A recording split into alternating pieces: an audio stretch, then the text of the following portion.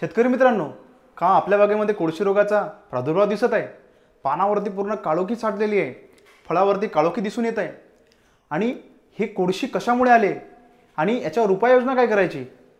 शेतकरी मित्रांनो नमस्कार, मी Gaurav Taywade, Kisan consultancy and soil testing private limited Morshi. गेल्या काही दिवसापासून मला शेतकऱ्यांचे वारंवार कोळशी या रोगासाठी फोन येत आहे आणि काही शेतामध्ये मी जाऊन पण आलेलो आहे। पावसामुळे बाकी शेतापर्यंत पोहोचू शकलो नाही, पण हे कोळशी कशामुळे आलेली आहे आणि या कोळशीचा प्रादुर्भाव का बरं झालेला आहे आणि याच वर्षी कोळशी या रोगाचा प्रादुर्भाव का दिसत आहे आणि यावरती आपण काय उपाययोजना करायला पाहिजे या विषयावरती आपला हाच पूर्ण व्हिडिओ चालणार आहे। तरी तुम्ही YouTube चॅनलवरती नवीन असाल तर आपल्या YouTube चॅनलला लाईक करा, शेअर करा, सबस्क्राइब करायला विसरू नका। शेतकरी मित्रांनो, कोळशी या रोगाचा प्रादुर्भाव आपल्या संत्रा मोसंबी बागेमध्ये कशामुळे येतो, या कोळशी येण्यामागचे कुठले कारणे आहेत? तर मुख्य दोन किडींचा प्रादुर्भाव, ते म्हणजे पांढरी माशी आणि काळी माशी। पहिल्यांदा या दोन किडींना समजून घेऊया। पांढरी माशी ही जी आहे ही पानाच्या बॅक साईडला आपल्या अंडी टाकतात, त्याच्यानंतर तिथून 5 ते 6 दिवसानंतर त्या अंडीतून त्याचे थोडे थोडे पिल्ल बाहेर निघतात आणि ते पिल्ल तिथेच त्याचे उदरनिर्वाह करतात, त्या पानावरतीच खाऊन, आणि तिथे जोपर्यंत ती माशी प्रौढ अवस्थामध्ये येत नाही तोपर्यंत तिथेच जगतात। कालांतराने ते प्रौढ अवस्थेत आल्यानंतर ते पानावरती एक गोड द्रव्य सोडतात, त्याच्यावरती काही बुरशींचा अटॅक होऊन ते काळपट रंगाचं पान दिसून पडतं। हे म्हणजे पांढऱ्या माशीची कोळशी। दुसरी म्हणजे काळी माशी। काळ्या माशीचा प्रादुर्भाव पण तसाच दिसून पडतो। पानाच्या बॅक साईडला बारीक असे काळपट रंगाचे, पिवळसर काळपट रंगाचे 9-6 आकाराचे आपल्याला अंडी दिसून पडते। त्याच्यानंतर ते अंडीतून पिल्ल बाहेर निघतात। पिल्ल आल्यानंतर ते सेम तशाच प्रकारे त्याची क्रिया करते आणि ते पिल्ल बाहेर निघाल्यानंतर तिथे त्याची विष्ठा सोडते। ती दाणेदार अशी काळपट रंगाची तुम्हाला कोळशी दिसून पडते, ते म्हणजे काळ्या माशीची कोळशी। तर हा प्रादुर्भाव तर दिसून येत आहे, पण यावरती काय उपाययोजना करायला पाहिजे आणि यावर्षी का कोळशीचा प्रादुर्भाव जास्त प्रमाणात आलेला आहे? तर यामागे सगळ्यात मोठा विषय म्हणजे यावर्षी आलेलं मे महिन्यामधलं पाणी। कारण जमिनीमधल्या ज्या कीड असतात, त्याच्या कोश असतात, ते मे मध्ये पाणी आल्यामुळे, पावसामुळे काय झालंय की कोश त्याचे ॲक्टिव्ह झाले आणि त्याच्यावरचा पांढऱ्या माशीचा जो प्रादुर्भाव आहे, काळ्या माशीचा प्रादुर्भाव आहे, तसंच बाकी किडींचा पण प्रादुर्भाव यावर्षी जास्त प्रमाणात वाढलेला दिसून येत आहे। तर शेतकरी मित्रांनो, आपल्या बागेमध्ये काळ्या माशीचा आणि पांढऱ्या माशीचा प्रादुर्भाव आहे की नाही हे कसे ओळखायचं? तर आपल्या बाजारपेठामध्ये, कृषी सेवा केंद्रांमध्ये तुम्हाला पिवळे सापळे मिळतात। ते पिवळे सापळे घेऊन आपल्या बागेमध्ये लावायचे आहे। त्याच्यानंतर त्या पिवळे सापळ्यांना पांढरी माशी आणि काळी माशी उडणार, ते आपल्याला चिपकणार, म्हणजे आपले प्रादुर्भाव किती प्रमाणात आहे आणि कसा आहे तो दिसून पडणार। आणि दुसरी जी पांढरी माशी आणि काळी माशी बघण्याची ओळख आहे ते म्हणजे झाडाच्या मधोमध जाऊन झाडाला पूर्ण हलवले, फांदी हलवली की त्याच्यावरती पांढरी माशी आणि काळी माशी उडताना दिसते। तर ओळखायचं आहे, पण त्याच्यामध्ये प्रमाण एक्झॅक्ट किती प्रमाणात आपल्याला दिसून पडणार नाही, कारण बाकी किडी पण त्याच्यात उडताना दिसणार। पण येलो पॅड जर आपण म्हणजे आपले पिवळे सापळे जर लावले त्याच्यावरती आपल्याला परफेक्ट आपलं निदान लागणार।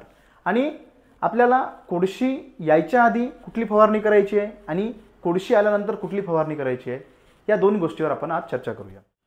तर शेतकरी मित्रांनो, आपल्या बागेमध्ये कोळशी या रोगाचा प्रादुर्भाव दिसून पडत आहे, त्याकरिता आपल्याला कुठली फवारणी करायची आहे? तर पुढील प्रमाणे, तर एक हायड्रोजन पेरॉक्साईड जे तुम्हाला लॅबमध्ये मिळते, जसं आपल्या लॅबमध्ये आपली लॅब असल्या कारणास्तव आपल्याला हायड्रोजन पेरॉक्साईड 30% आपल्याला मिळतं। हे तुम्हाला कुठल्या कृषी केंद्रामध्ये मिळणार नाही।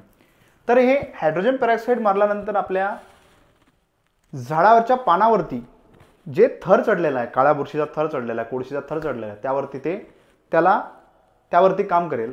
सोबतच मुळाशी किंवा त्या फांदीशी असलेल्या बुरशीवरती पण ते काम करेल, फ्रूट रॉटवरती काम करेल।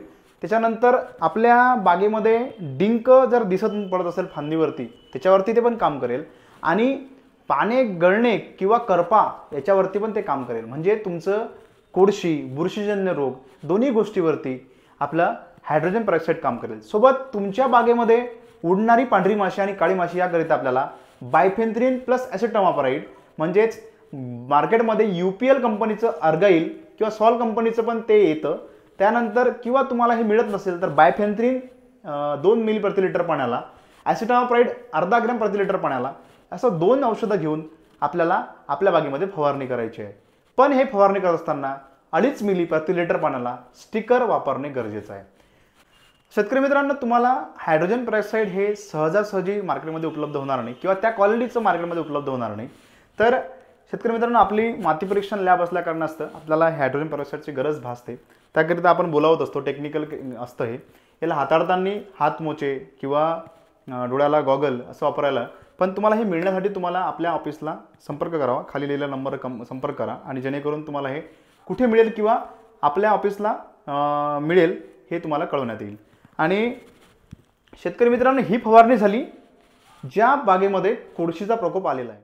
दुसरी फवारणी करायची आपल्याला ज्या बागेमध्ये पांढरे माशी आणि काळ्या माशीचा जेमतेम सुरुवात झालेली आहे. त्या बागेमध्ये आपल्याला घ्यायचं आहे डायफेन्थ्रॉन 50% 2 ग्रॅम प्रति लिटर पाण्याला, जे मार्केटमध्ये पोलो नावाने येतं, किंवा बायफेन्थ्रिन प्लस ॲसिटॉमाप्राइड जे तुम्हाला अर्गाईल नावाने येतं UPLचं, आणि किंवा जे हे जर मिळालं नाही तर बायफेन्थ्रिन 2 मिली प्रति लिटर पाण्याला, ॲसिटॉमाप्राइड अर्धा ग्रॅम प्रति लिटर पाण्याला, सोबत 2.5 मिली प्रति लिटर पाण्याला स्टिकर घेऊन आपल्याला फवारणी करायची आहे. या फवारणीमध्ये पण आपण हायड्रोजन पेरॉक्साईडचा वापर करू शकतो, कारण हायड्रोजन पेरॉक्साईडमुळे आपल्या बागेमधले कोळशीच नाही तर बुरशीजन्य रोगावर पण ते काम करतं. म्हणून या फवारणीमध्ये पण आपण हायड्रोजन पेरॉक्साईड 2 मिली प्रति लिटर पाण्याला जर घेतल्यास आपल्याला चांगल्या प्रकारचा फायदा होईल. तर शेतकरी मित्रांनो, अशाच प्रकारच्या संत्राविषयक सक्सेस व्हिडिओ पाहण्याकरिता आपल्या YouTube चॅनलला लाईक करा, शेअर करा, सबस्क्राईब करा. धन्यवाद.